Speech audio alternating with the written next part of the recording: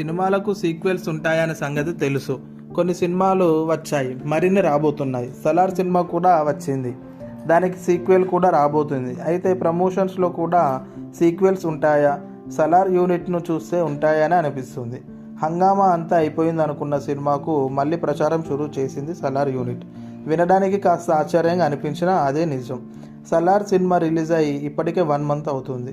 ఈ కాలం ఏ సినిమాకైనా month time అంటే దాదాపు రన్ ముగిసినట్టే. సలార్ హవా కూడా తగ్గింది, కానీ యూనిట్ మాత్రం తగ్గేలా కనిపించడం లేదు. రీసెంట్గా సక్సెస్ పార్టీ పేరిట సలార్ యూనిట్ మరోసారి కలిసి పార్టీ చేసు తాజాగా శృతి హాసన్, ప్రభాస్, పృథ్వీరాజ్ సుకుమారన్తో ఓ ఇంటర్వ్యూ చేశారు. ఇందులో ప్రభాస్ పృథ్వీరాజ్ను శృతి హాసన్ ఇంటర్వ్యూ చేసింది. అలా సలార్ పార్ట్ 1కు 2వ విడత ప్రచారం మొదలుపెట్టారు.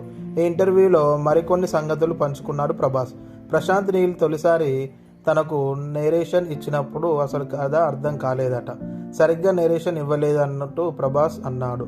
ఆ తర్వాత ప్రశాంత్ నీల్ అంటే ఏంటో అర్థమైందని, తన కెరీర్లోనే మోస్ట్ కంఫర్టబుల్ డైరెక్టర్ అని చెప్పుకొచ్చాడు. తన 21 ఏళ్ల కెరీర్లో వివి వినాయక్తో చాలా కంఫర్టబుల్ వర్క్ చేశానని, ఆ తర్వాత ప్రశాంత్ నీల్ను మాత్రమే చూశానని అన్నాడు ప్రభాస్. షూటింగ్ అయిన తర్వాత కూడా ప్రశాంత్తో సమయం గడపాలని అనిపిస్తుంది వచ్చారు. సెకండ్ టైం ప్రమోషన్తో సలార్కు మరిన్ని కలెక్షన్లు వస్తాయేమో చూడాలి.